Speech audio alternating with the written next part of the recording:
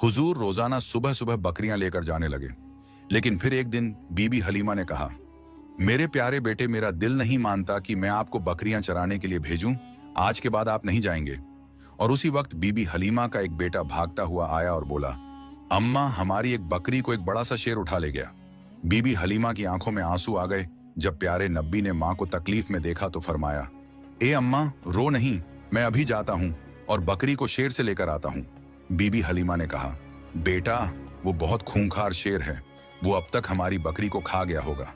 प्यारे नब्बी ने फरमाया, जब मैं मोहम्मद शेर से अपनी बकरी मांगूंगा तो मुझे यकीन है शेर वापस करेगा। फिर प्यारे नब्बी अम्मा हलीमा को लेकर जंगल की तरफ रवाना हो गए और जंगल के बीच खड़े होकर पुकारा, ए जंगल के शेर, मेरी मां हलीमा की बकरी वापस कर दो।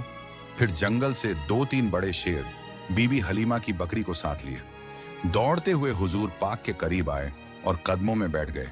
प्यारे नब्बी ने फरमाया, ए शेरों, क्या तुम्हें पता नहीं कि ये मेरी मां हलीमा की बकरियां हैं?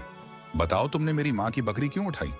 शेरों ने अदब से कहा, ए अल्लाह के प्यारे महबूब, जब आप बकरियां चराने आते थे तो हम छुप छुप कर आपके चेहरा ए मुबारक का दीदार करते थे, आपके हुस्न को देखते थे। ऐसा हुस्न हमने कभी ना देखा था। लेकिन जब आप 3 दिन तक बकरियों को लेकर नहीं आए तो हम सब बेचैन हो उठे।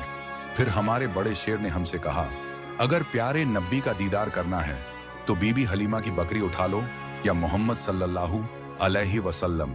बहाना तो बकरी का था, पर असल में आपके जलवे को आंखों से देखना था। आप सल्लल्लाहु अलैहि वसल्लम ने शेरों को प्यार से देखा और बकरी लेकर वापस घर आ गए। जब इस मौजे का लोगों ने सुना तो हर तरफ शोर उठ गया कि हलीमा का 3 साल का बेटा शेर से बकरी वापस ले आया। वो सब ताज्जुब में थे कि ये कोई आम इंसान तो कर नहीं सकता। इस तरह बचपन से ही हुजूर पाक की मशहूरियत में इजाफा होता गया। रेगिस्तान की हवा उस दिन कुछ अजीब सी थी। बीबी हलीमा की झोपड़ी के पास बच्चे खेल रहे थे और नन्हे मोहम्मद सल्लल्लाहु अलैहि वसल्लम भी उन बच्चों के साथ कुदरती मासूमियत और सुकून के साथ खेल रहे थे। अचानक खेलते खेलते आपका चेहरा सफेद पड़ गया और आप जमीन पर गिर पड़े। आसमान से 2 फरिश्ते उतरे। उनके हाथों में चांदी का तसला था जो बर्फ और झमझम के पानी से भरा हुआ था। उन्होंने हुजूर को उठाया और नरमी से लिटाया और आपका सीना ए मुबारक चीर दिया। बच्चे दौड़ते हुए बीबी हलीमा के घर की तरफ भागे और चीखते हुए बोले, मोहम्मद के साथ अजीब वाकया हुआ है। बीबी हलीमा और उनके शौहर हारिस दौड़कर वहां पहुंचे। उन्होंने देखा कि नन्हे मोहम्मद जमीन पर लेटे हैं। बने रहे।